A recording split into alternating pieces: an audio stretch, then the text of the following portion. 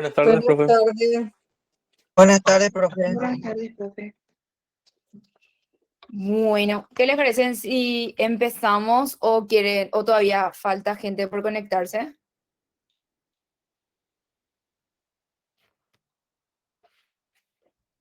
¿Quién es el delegado?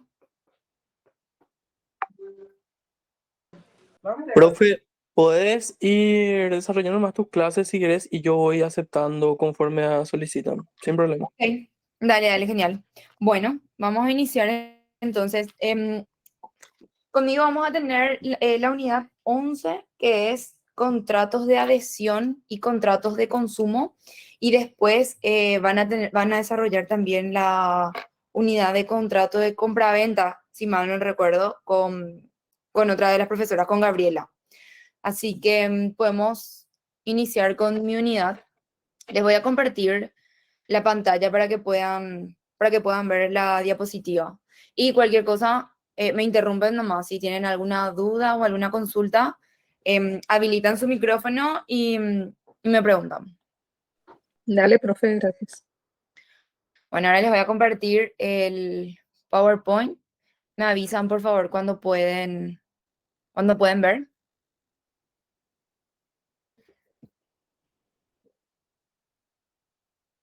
Ahí se ve, profe.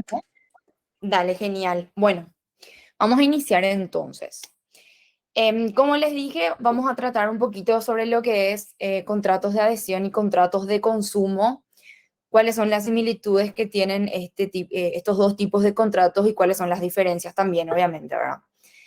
Primero que nada, vamos a hablar sobre los contratos de adhesión, en donde la característica fundamental de los contratos de adhesión son que son contratos predispuestos por una de las partes, ¿verdad?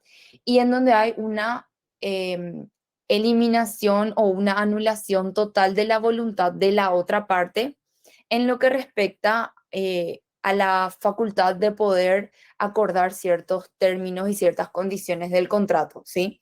Acá el contrato es establecido por una parte y la otra parte simplemente acepta adherirse o no al contrato, ¿sí? Este tipo de contratos por lo general utilizan las grandes empresas en donde hacen un abuso de su posición dominante y le imponen ciertas cláusulas que eventualmente podrían ser consideradas abusivas a todos los consumidores y clientes, ¿verdad? Las cláusulas, como dijimos, las cláusulas abusivas en los contratos de adhesión tienen precedentes legislativos como cualquier tipo de contrato y cualquier legislación, ¿verdad? Como algunos precedentes, podemos mencionar al Código Civil italiano, que era un código bastante ejemplar, bastante bueno, digamos, en lo que respecta a los contratos de adhesión y de consumo, o a lo que es materia de este tipo de contratos. Y también otro precedente importante, que es, digamos, finalmente el modelo por el cual se optó en el Código Civil paraguayo, es el Código Civil alemán. El Código Civil alemán tenía lo que se llaman listas grises y listas negras. ¿Y qué son estas listas grises o listas negras?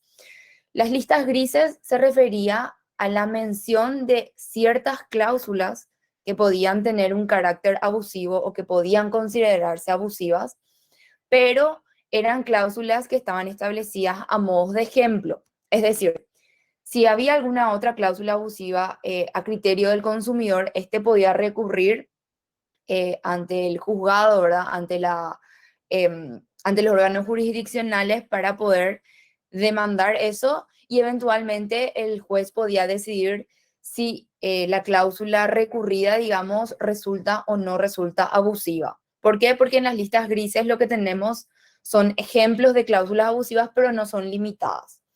En cambio, las listas negras sí son limitadas. Es decir, las listas negras contenían una serie de cláusulas abusivas que tenían que para configurar una cláusula abusiva en los contratos tenían que encontrarse de la misma manera que se encontraban en el Código Civil alemán en lo que respecta a las listas negras, ¿sí? Entonces, Las listas grises, como dijimos, eran cláusulas que estaban a modo de ejemplo y las listas negras eran cláusulas taxativas que tenían que configurarse para poder hablar de que se trata de una cláusula abusiva.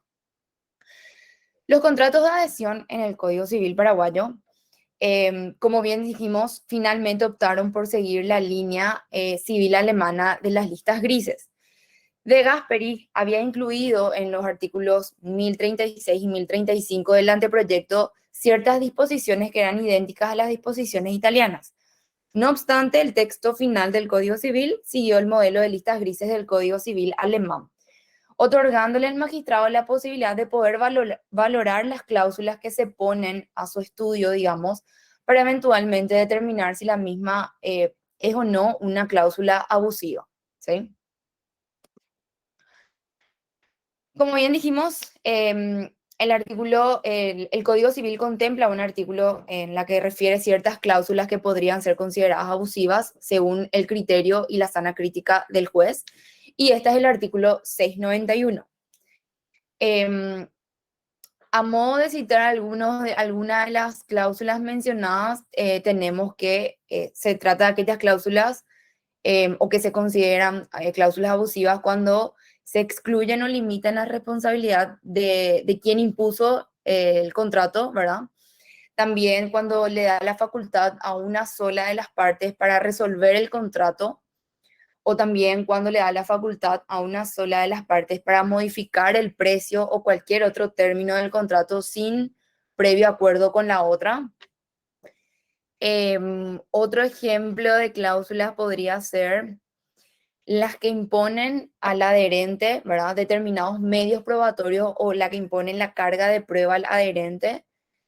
Y bueno, y las que permitan la elección unilateral del juez competente para resolver las controversias que puedan darse entre las partes.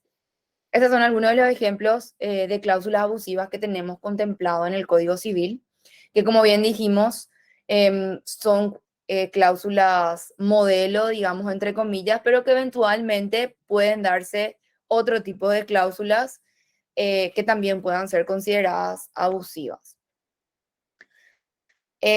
Nuestro código también contempla lo que se llama fórmula abierta, que es justamente esto que venimos mencionando de las listas grises. ¿Qué significa eso? Que el artículo 691 del Código Civil que recién estuvimos viendo no cierra las puertas a que existan otras cláusulas que sean factibles de impugnación, ¿sí?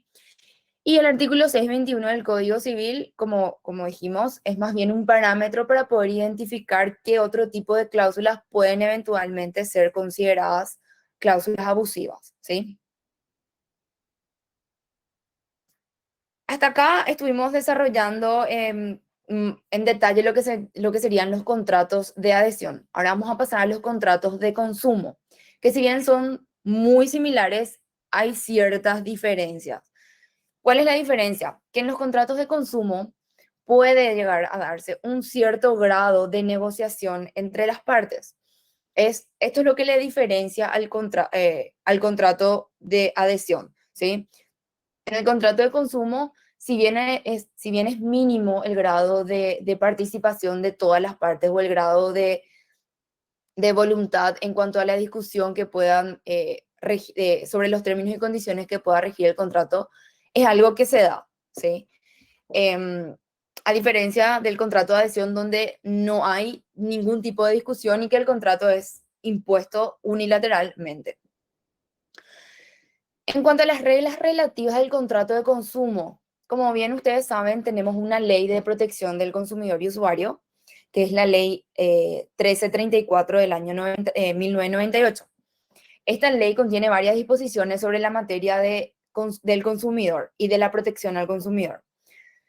Esta ley, a diferencia del Código Civil, sí menciona o da una definición de lo que son contratos de adhesión y mencionan que son aquellos cuyas cláusulas han sido aprobadas por la autoridad competente o establecidas unilateralmente por el proveedor de bienes o servicios sin que el consumidor pueda discutir o modificar sustancialmente el contenido al momento de contratar, ¿sí? En esta ley se encuentran comprendidos bajo esta ley todos los consumidores y proveedores de bienes y servicios. Y otro tema importante de por qué hay que diferenciar de repente cuando hablamos de un contrato de adhesión o cuando hablamos de un contrato de consumo. Porque para hablar de un contrato de consumo tenemos que tener en cuenta la ley del consumidor como primera herramienta, digamos, para trabajar en el contrato, que es la ley 1334. Sin embargo, cuando hablamos de un contrato de adhesión, podemos eventualmente remitirnos primeramente al Código Civil, ¿sí? El artículo 28 de la ley 334, que es, como bien dijimos, la ley de defensa del consumidor, a diferencia del Código Civil, sí enumera ciertas cláusulas que son consideradas abusivas de por sí y que eventualmente no ameritan un estudio por parte del juez para poder determinar su carácter de abusiva o no, sino que sería como una aplicación directa. De igual forma, esto va un poco en contradicción con lo que establece nuestro Código Civil, que dice en el artículo 691 que las cláusulas que puedan ser consideradas abusivas finalmente va a depender del estudio de la sana crítica del juez, ¿verdad? Pero bueno, eventualmente el juez va a tener la última palabra. Entre estas cláusulas que son consideradas abusivas tenemos como por ejemplo las que imponen la utilización obligatoria de arbitraje, que como ustedes saben el arbitraje es un método de resolución de conflictos. También es una cláusula abusiva aquella que viole o infrinja normas medioambientales, aquella que implique alguna renuncia del consumidor al derecho a ser resarcido o reembolsado de cualquier erogación que sea legalmente a cargo del proveedor, o aquellas que impongan condiciones injustas de contratación o que sean exageradamente gravosas para el consumidor o que causen indefensión y así una serie de otras cláusulas que están taxativamente mencionadas en este artículo 28 de la ley 1334. La ley 5427, que fue emitida en el 2015, modifica y agrega al artículo 28, que es el que recién estuvimos viendo, otras 5 cláusulas que también las menciona como cláusulas abusivas. Y esas son en aquellas que faculten al proveedor alterar, modificar o rescindir unilateralmente de las condiciones o cláusulas del contrato, salvo los casos contrarios previstos en la ley. Aquellas cláusulas que faculten al proveedor para dejar sin efecto una transacción celebrada con el consumidor o usuario cuando el precio ha sido fijado como publicidad engañosa por el proveedor. Aquellas que autoricen al proveedor a rescindir o restringir sin aviso la prestación del servicio. Esto también es considerado algo abusivo por parte del proveedor del servicio. También son abusivas aquellas cláusulas que prorroguen automáticamente el contrato, la duración del contrato sería, sin que el consumidor manifieste su desaprobación respecto al punto. Y también aquellas que equiparan el silencio. Doctora, Sí, buenas tardes. El doctor Soji le saluda. ¿Cómo está? Con buenas respecto tardes. al último punto, eso Sí, no se refiere a los contratos de alquiler que dicen que usted puede, el inquilino continúa si no me avisa 30 días de que tiene que abandonar la casa. O sea, sigue alquilando y pagando el alquiler si no avisa previamente. Ese no sería un ejemplo. no, porque los contratos de alquileres no son considerados contratos de adhesión. ¿Por qué? Porque en los contratos de alquileres ambas partes ponen sus condiciones para suscribir el contrato. Sí es Ya. verdad que de repente el propietario puede tener un poco más de influencia, digamos, a la hora de disponer de ciertos términos, pero el contrato de locación no es un contrato de adhesión, entonces se entiende que ambas partes estuvieron de acuerdo en los términos que rige la relación entre las mismas. Entendido. Además, Gracias.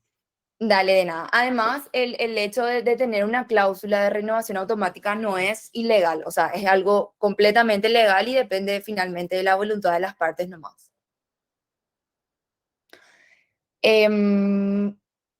Bueno, continuando hablando un poquito del tema de contratos de consumo y de cuál es la tendencia en el mundo, digamos, en cuanto a la protección al consumidor y a las cláusulas abusivas.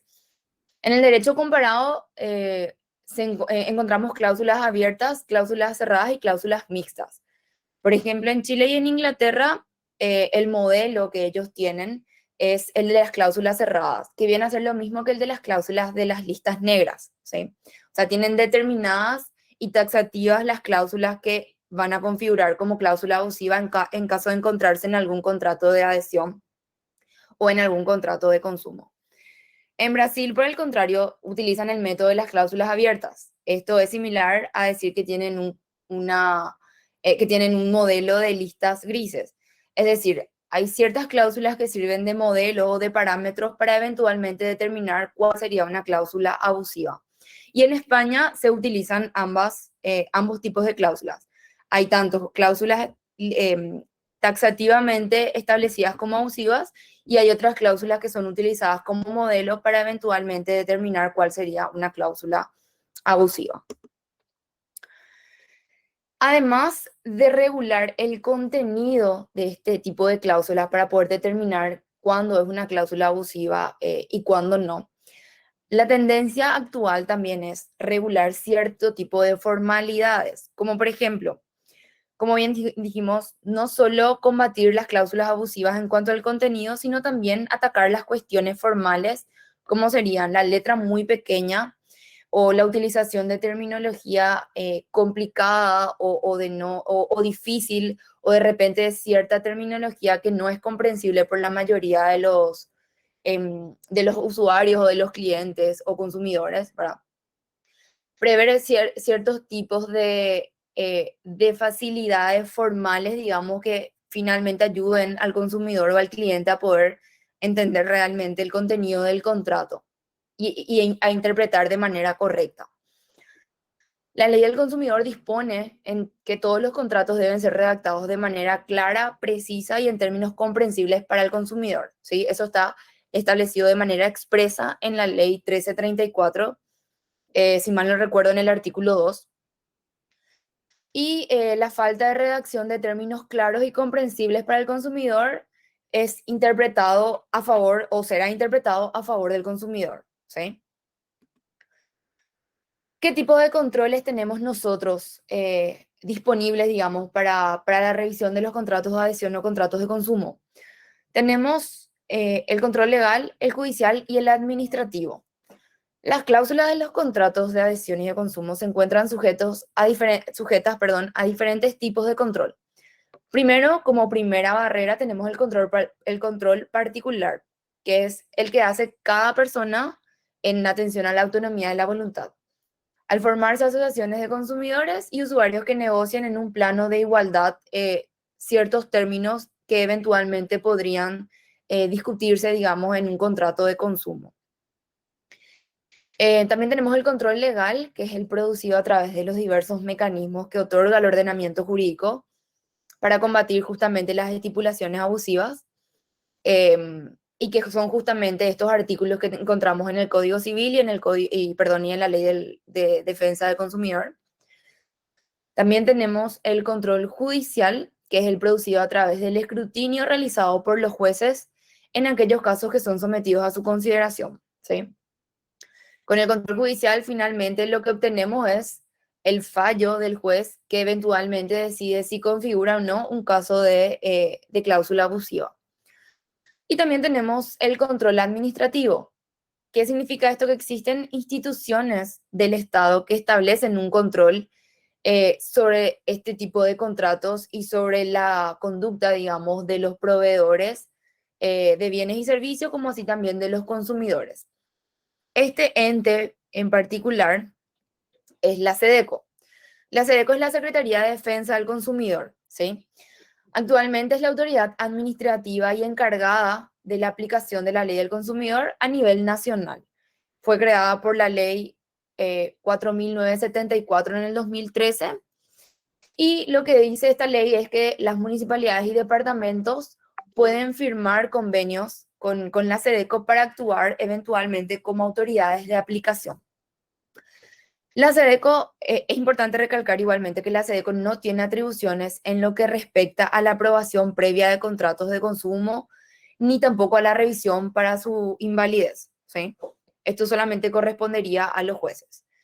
Em, y bueno, y la SEDECO puede solicitar informes, realizar inspecciones a entidades afectadas, pudiendo recurrir al auxilio de la fuerza pública para llevar a cabo procedimientos administrativos. Ahí terminaría la unidad perdón, de contratos de adhesión y de consumo. Quería saber si es que tienen alguna duda respecto al contenido.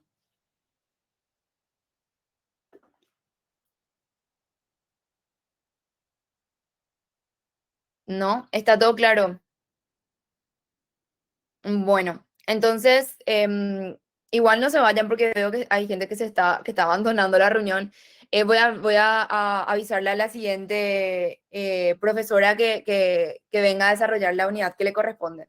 Dale, profe, muchas gracias. Gracias a ustedes. Gracias, doctor.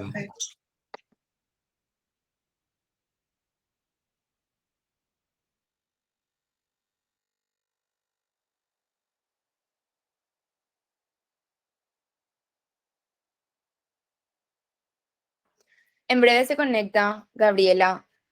Muchísimas gracias a todos. Bueno, profe, gracias. Gracias a usted. Buenas tardes. Chao, chao.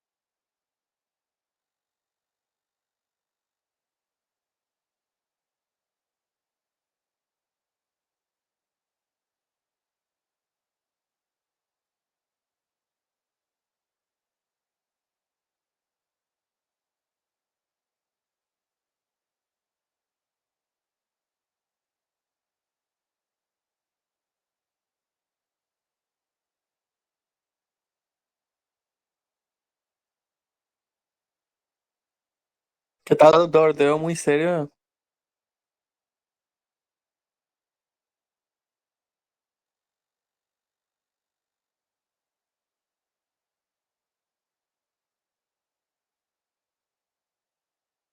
No, me estoy esperando nomás. ¿Ustedes cómo andan?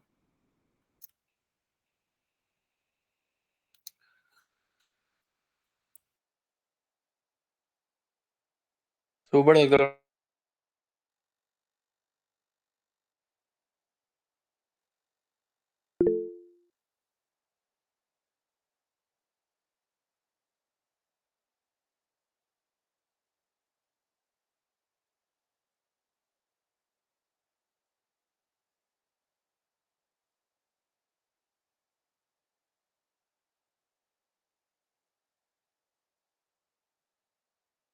Joder, ¿qué tal están las inscripciones para el mazapán ese, el de intelectual? O sea, es doctor que hasta ahora yo estimo aproximadamente 120 personas por ahí que se inscribieron, pero ¿Y dónde va capaz a el ser? lunes vayan. Eso todavía no nos confirmaron, ¿verdad? Inicialmente iba a ser en la facultad, pero con lo del turno de noche creo que vamos a hacer más de 400, 300 y entonces se estaba estimando si se mantenía en la facultad o si se trasladaba a otro lugar. Joel, ¿qué tal? Viste que también se le propuso que si no se iba a entrar todo, que si podía ser virtual también para la gente que pueda conectarse virtualmente. ¿Qué dijo de eso? Puntualmente, por ejemplo, sobre ese tema no hablamos con el profe, pero el lunes nos reunimos con él, ¿verdad? En la fecha tope y Mm, vamos a ver un poco qué resulta. ¿Cómo plantearle eso también? Ahí veo que se está solicitando la profe, le voy a aceptar. bueno,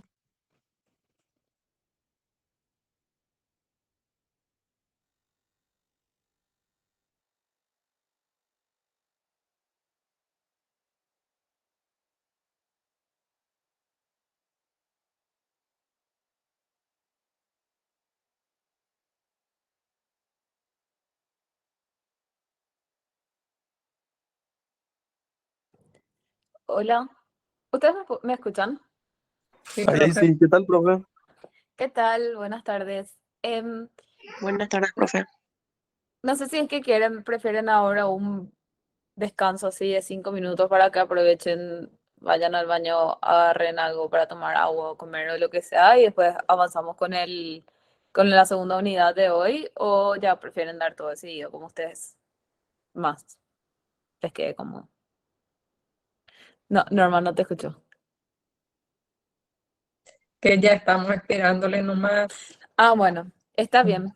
Bueno, entonces vamos a empezar con la siguiente unidad del día de hoy, que es la parte de, o sea, seguimos con los contratos.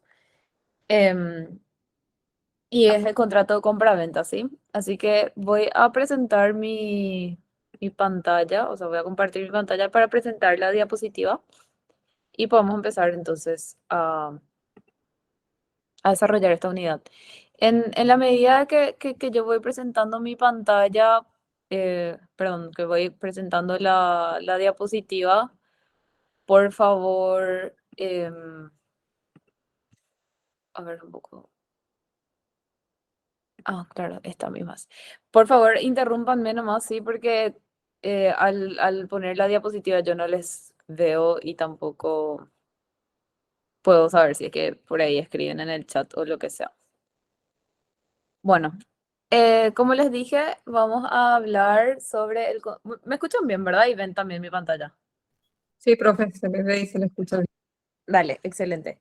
Bueno, como les comenté, la lección 14, me parece que es la 14, creo, o es la de contrato compraventa, em, que es uno de los contratos nominados que regula nuestro Código Civil y que en general realmente es el contrato que está, bueno, uno de los contratos más utilizados en nuestro día a día y además que es uno de los más regulados también, porque muchas veces en otros contratos similares se hace una referencia a las reglas de la compraventa, ¿sí? Por eso entonces es importante conocer bien este contrato y, bueno, toda su regulación. Como les comenté, este contrato es un contrato tipificado en nuestro código, por lo cual está regulado en los artículos desde el 737 al 798 del Código Civil.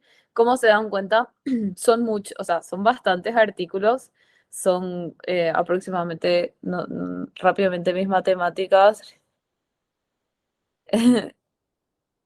más o menos 60 artículos. em,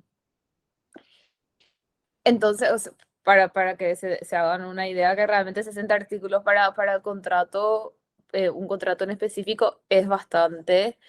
Hay otros contratos que tienen mucho menos código, perdón, mucho menos artículos regulados. Entonces, o sea, va nomás de la mano con lo que les comenté de que es uno de los contratos más utilizados, ya sea también en la práctica como tanto también en en su reglamentación, ¿sí? Bueno, el concepto de que es un contrato de compraventa, probablemente esto ya sepan, ¿verdad? Es el contrato que tiene por objeto la transferencia de la propiedad de una cosa u otro derecho patrimonial por un precio en dinero que debe pagar el comprador. ¿Cuáles son los caracteres del contrato de compraventa? En general son tres, ¿verdad? El primero es la bilateralidad, el segundo es la consensualidad y el tercero es la onerosidad.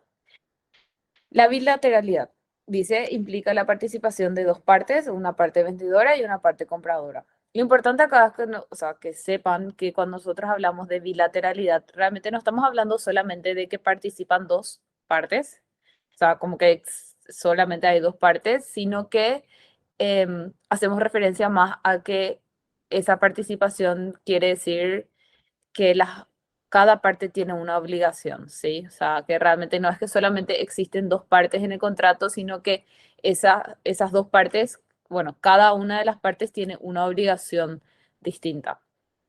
Por eso es la bilateralidad.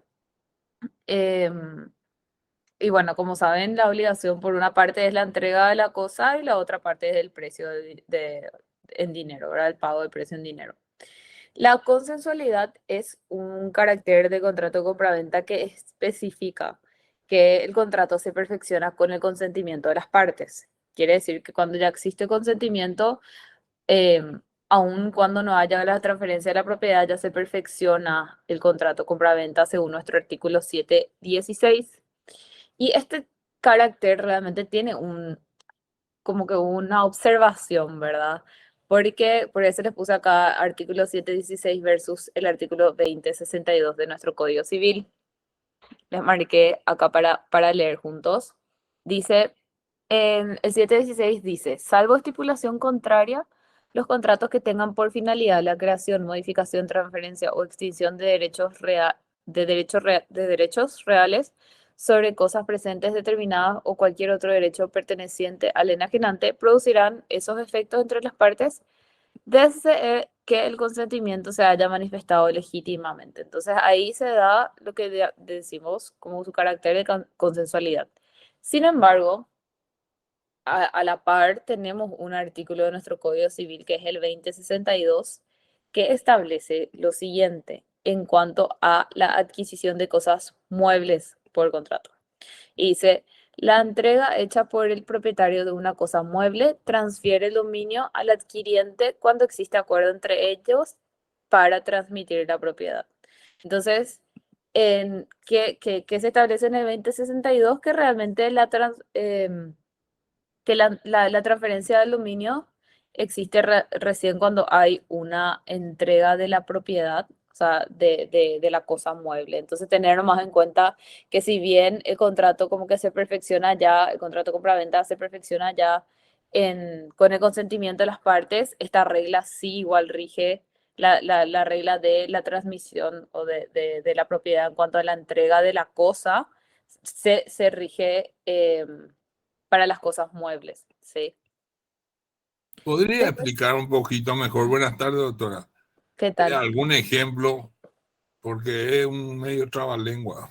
A ver, nosotros, por ejemplo, podemos estar, como dice, ya, bueno, más adelante vamos a ver bien qué son los objetos de contrato de compra-venta, ¿verdad? De repente podemos estar comprando y vendiendo un objeto que no necesariamente es un bien mueble, como, a ver, podría ser en, bueno, ay, un inmueble, una casa, ¿verdad? Una casa. Entonces, en ese caso, tenemos, como hablamos, un bien inmueble que no se rige por el artículo 2062. Entonces, con la simple celebración del contrato compra-venta, cuando hay el consentimiento para celebrar ese contrato, ya se perfecciona el contrato, ¿verdad? Y no necesita de alguna forma, un acto posterior a eso como para perfeccionar el contrato. O sea, con la celebración del contrato de compraventa ya se transfiere la propiedad y ya se perfecciona en ese caso, la compraventa para ser redundante, ¿verdad? Sin embargo, si es que estamos hablando de la compraventa de... Profesora, Sí, permiso. sí. ¿Sería locatario en este caso en el tema de compra-venta de inmuebles? ¿A qué te referís con que sea locatario? Y, o sea que, y si son los inmuebles que se adquieren a través de inmobiliarias y o sea que en cuotas, pero viene a ser, o sea que con entrega inmediata, ¿verdad? Supuestamente, pero uno es, perdón, no es locatario, poseedor es la palabra. ¿Sería esa, profe? Y no necesariamente. Ay, yo me No, escucho con eco. ¿Ustedes no les no, pasa? Creo que nosotros es lo por el escuchamos micrófono. bien. No necesariamente, o sea, vamos a abstenernos realmente al ejemplo más simple, ¿sí? No en cuanto a que el comprador ya esté en posesión de la cosa, porque si no, ahí obviamente no va a haber necesidad de la entrega de nada, ¿verdad? Entonces, como que hablamos así de las reglas en general de perfeccionamiento del contrato. ¿Qué quiere decir el perfeccionamiento del contrato? Desde cuando el contrato se entiende que está celebrado y tiene efectos, ¿sí? Entonces, por un lado, nosotros tenemos que el contrato se entiende celebrado y surte sus efectos con el consentimiento de las partes, que cómo se rige, o sea, cómo se da el consentimiento con la firma, ¿verdad? Entonces, una vez que el contrato esté celebrado y firmado, se perfecciona, o sea, surte efectos el contrato compra-venta sencillamente, ¿sí? Sin embargo, tenemos que tener en cuenta nomás que cuando el objeto del contrato compra-venta es un bien mueble, tenemos la regla del artículo 2062 que te especifica que recién cuando se haga entrega de la cosa va a haber una transmisión de propiedad. Y eso nomás es lo que quiero que tipo vayan teniendo en cuenta, porque podría realmente verse como una contradicción el artículo 716 con ese artículo 2062, ¿sí? Profesora, Sí. el 2062, por lo que yo entiendo, el espíritu de este artículo sería el dominio, porque si la entrega hecha por el propietario de una cosa mueble transfiere el dominio, dice. Claro, transfiere el dominio, estamos hablando del dominio y la propiedad, sería lo mismo, ¿verdad? Transfiere la propiedad al adquiriente, cuando tipo se hace entrega de la cosa. ¿Sí? Sí, sí, sí. ¿Sí? Bueno. Bueno, y otro carácter de contrato compraventa es la onerosidad. Lo que quiere decir es que el contrato, bueno, la prestación realizada por una de las partes es con miras a recibir una contraprestación, se entrega la propiedad de un bien a cambio de un precio. O sea, el contrato no es gratuito, sino que siempre se da otra cosa a cambio de, o sea, un precio en dinero a cambio de, ¿cómo se llama? Del objeto de compraventa, sí. Y recordemos que sí, siempre tiene que ser un precio en dinero, porque si es que estamos hablando de otra cosa, otro bien, ya no estamos ante un contrato de compraventa, sino que probablemente estemos ante un contrato de... Ay, no me viene el nombre. Permuta. De permuta, Trueque. sí, muchas gracias. De permuta, correctísimo. Gracias. Pero bueno, sí, eso en general siempre la onerosidad presente y que hablamos, que estamos hablando, o sea, que cuando hablamos de onerosidad hablamos de precio en dinero. Sí. Bueno, para la capacidad, para que las partes puedan otorgar su consentimiento en el marco de un contrato, necesariamente debe contar con capacidad. Esto, bueno, es algo que ya sabemos para tener en cuenta en relación a todos los contratos o cualquier acto jurídico en general y no solamente a este contrato compraventa, pero bueno, recordamos que sí es necesario contar con capacidad. Nuestro Código Civil, en sus artículos 739 al 741, dispone quienes tienen prohibido en razón de su cargo o función celebrar contratos de compra-venta. Es decir, estipula quienes están incapacitados para comprar o vender ciertos bienes, perdón.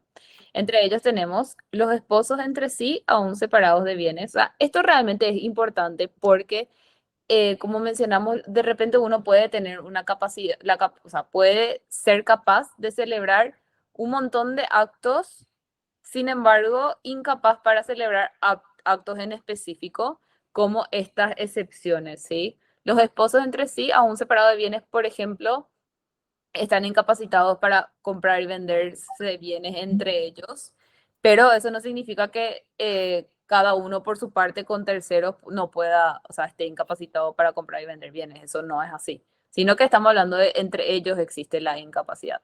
Lo Profe, mismo, sí. así compra-venta entre esposos y regalarse entre sí, tampoco. No, regalo no. Estamos hablando de compra-venta, acuérdense, de la entrega de algo con una contraprestación en precio en dinero. No, pero yo le pregunto a usted, ponerle que una persona con su esposo no se pueden vender una propiedad, pero uno o el otro puede regalarle al otro o tampoco puede según la ley. ¿O cómo? Sí, pueden regalar. Sí se pueden regalar. Sí se pueden regalar. Tenemos en cuenta, obviamente, que cuando hay cierto tipo de donaciones y demás, bueno, ahí vamos a entrar como que en otra materia, pero se suele tener en cuenta justamente las cuestiones de la herencia. Sí. Pero bueno, pero sí se pueden regalar o donarse bienes entre ellos. Lo que no pueden es compra-venta. Después tenemos los representantes legales o convencionales de los bienes comprometidos en su representación, los albaceas de los bienes correspondientes a la testamentaria en que desempeñasen sus cargos, autoridades y funcionarios públicos, magistrados, fiscales, defensores, incapaces y ausentes y otros funcionarios públicos, abogados, procuradores, escribanos y peritos. Bueno, objetos de la compraventa. ¿Qué cosas pueden ser objeto de compraventa? Todos los bienes materiales como bienes inmateriales pueden ser objeto de la compraventa, en atención a lo que establece nuestro artículo 737, que establece que a través del contrato de compraventa pueden ser transferidos tanto la propiedad de una cosa como de otro derecho patrimonial. ¿Será que pueden apagar los micrófonos? Los que... Gracias, gracias, gracias. Bueno, tenemos... Ok, después tenemos qué cosas no pueden ser objetos de compraventa. Las acciones fundadas en derechos inherentes a las personas, derechos que de ser ejercidos por otras alterarían el contenido en daño del deudor. Ejemplo, aquellos derechos intuito personae corresponden exclusivamente al titular. O sea, cuando hablamos de acciones fundadas en derechos inherentes a la persona, hablamos de las acciones personales, que no es que puede cualquier otra persona accionar, sino que debe ser sí o sí la persona titular de ese derecho. Y lo mismo el siguiente punto, que es derechos que de ser ejercidos por otros alterarían el contenido en daño al deudor, por ejemplo, las obligaciones de intuito personal, que como saben, son obligaciones en que a la que uno se comprometió teniendo, o sea, donde se tuvo en cuenta quién es la persona comprometida, ¿verdad? O sea, el deudor es el que se tiene en cuenta para el ejercicio o para haber celebrado ese contrato quizá con esa persona. Entonces, si es que esa posición se cambia, ¿verdad? Va a haber un daño, va a haber un daño para quien está interesado en el cumplimiento de esa obligación, ¿sí? Después tenemos los bienes inembargables en su totalidad o en la parte que lo sean. O sea, las cosas que por sí, por ley, son inembargables tampoco pueden ser objetos de compra-venta. Las cuotas alimentarias, las devengadas o no, pensiones y otras asignaciones declaradas inembargables por la ley. Tampoco pueden ser objetos de la compraventa del usufructo, aunque sí el ejercicio del mismo, los derechos de uso y de habitación, los derechos cuya transferencia está prohibida por ley, y los bienes que no pueden ser objetos de contrato, como por ejemplo los bienes de dominio público, la herencia futura y entre otros. En general, todo lo que sí esté en el comercio pueden ser objetos de compraventa. El precio. ¿Qué es el precio? Es la contraprestación fijada en una suma de dinero que efectúa el comprador por la cosa o el derecho que el vendedor le transfiere en propiedad. Es un elemento fundamental en el contrato de compra-venta. El requisito debe ser fijado en dinero. Nuestro ordenamiento jurídico distingue el contrato de la permuta, que es lo que estábamos hablando hace un rato, según la forma de pago del precio. El artículo 756 del Código Civil establece que si el precio es mixto, dinero más bien, el contrato será de permuta si el valor de bien es igual o mayor al de dinero.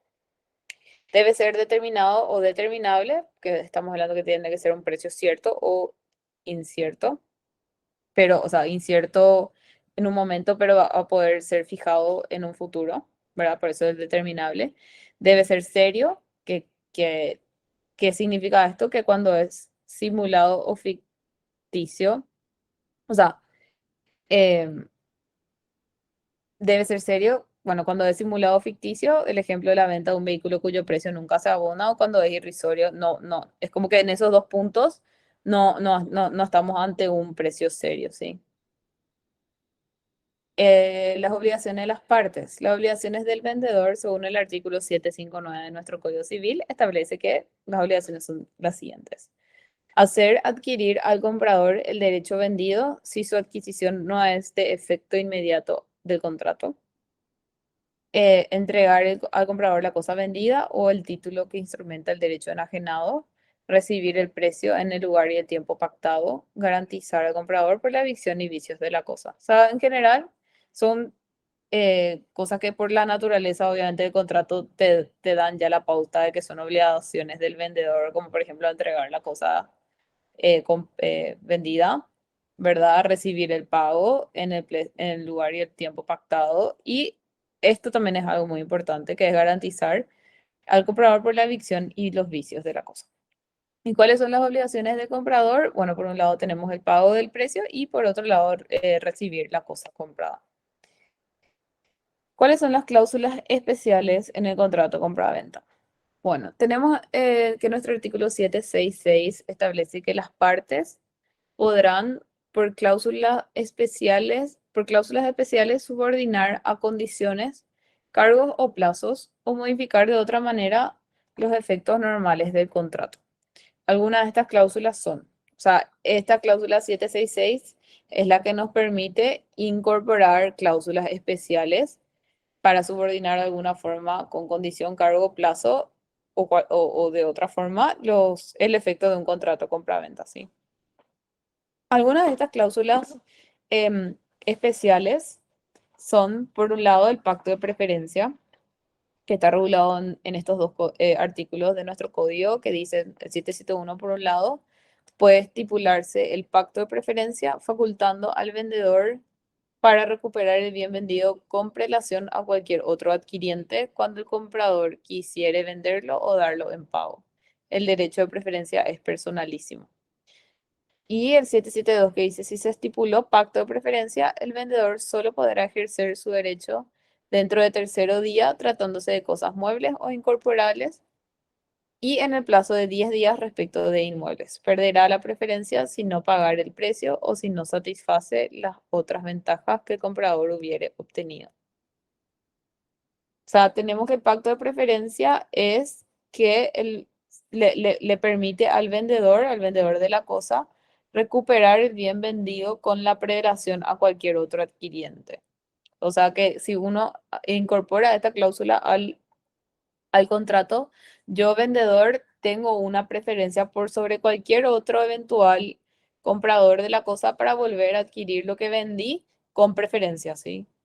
O sea, como que en primera opción ante otros eventuales compradores. Sí, lo que te establece también es el plazo, ¿verdad? Tipo, solo se podrá ejercer su derecho dentro del tercer día si es que hablamos de cosas muebles o incorporales y en 10 días respecto de inmuebles. Y si es que si no hizo el pago del precio, no va a poder hacer uso de este pacto de preferencia, va a perder la preferencia. Otra cláusula especial es el pacto de mejor comprador, que están establecidos en el 774 y 775. El 774 establece que el pacto de mejor comprador autoriza la resolución del contrato si un tercero ofreciere un precio más ventajoso. Solo podrá convenirse tratándose de inmuebles y por un plazo no mayor de 3 meses. En este caso, bueno, y el 775 tenemos que el vendedor debe hacer saber al comprador quién sea el mejor comprador y qué ventajas le ofrece. Si el comprador propusiera iguales ventajas, tendrá el derecho de preferencia, si no, podrá el vendedor disponer de la cosa a favor del nuevo comprador. Entonces, tenemos que si es que en el contrato compra-venta, por ejemplo, se estableció que existe un pacto de mejor comprador, em, ¿cuál es el efecto de esto? Es que el vendedor va a poder resolver el contrato, o sea, va a poder terminar el contrato si es que otra persona le ofrece un precio más ventajoso, o sea, más ventajoso, un precio mayor por la compra de la misma cosa, ¿sí? Em, bueno, y tipo dice, solo podrá convenirse tratándose de inmuebles y por un plazo no mayor de 3 meses. Entonces, solamente se da para los casos de contrato de compraventa de inmuebles y no puede ser por un plazo mayor de 3 meses. Pasan 3 meses y esta cláusula ya queda sin efecto. El vendedor debe hacer saber al comprador, bueno, el deber del vendedor de comunicar esa mejor oferta que recibe y si es que el comprador le propone igual ventaja o como que equipara la oferta, va a tener un derecho de preferencia, ¿sí? Después tenemos otra cláusula especial que son las ventas aleatorias, que se produce cuando el comprador asume el riesgo de la adquisición de la cosa futura, total o parcialmente inexistente. El comprador debe pagar íntegramente el precio aun cuando la cosa no exista, pues precisamente es el riesgo que asumió. Por ejemplo, una venta de cosecha. se encuentra previsto en el artículo 779 de nuestro Código Civil. Y después tenemos, bueno, esto que es lo que compartimos un poco, es con relación a todo lo que se establece en nuestro Código Civil con relación a contrato compra-venta. Pero otra legislación súper importante a tener en cuenta para una vez que se estudie contrato compra-venta es la Convención de Viena sobre compraventa internacional de mercaderías, que es una convención que aplica siempre y cuando exista una compraventa internacional de mercaderías, ¿sí? Esta convención tiene más de 80 países que forman parte. El Paraguay adoptó esta convención por la ley número 2611 del 2005 y entró en vigor el 1 de febrero del 2007. La difusión de la Convención de Viena actúa como un importante factor de desarrollo en el comercio internacional, ya que brinda dos elementos claves. Uno, que es certeza y seguridad para las partes, ya que cualquiera fuere la corte que entienda no aplicará un derecho extraño, sino la convención. Y también que establece un conjunto de normas reguladoras del contrato de la compraventa y se encuentra dividida en 4 partes. Ámbito de aplicación y aplicaciones generales, normas que rigen la formación de los contratos, derechos y obligaciones de comprador y vendedor y disposiciones finales. O sea, ¿qué es lo que hay que tener en cuenta o cuál es realmente la importancia de una convención, o sea, de esta convención de Viena en particular? Imagínense que uno está comprando, o sea, en el comercio realmente siempre se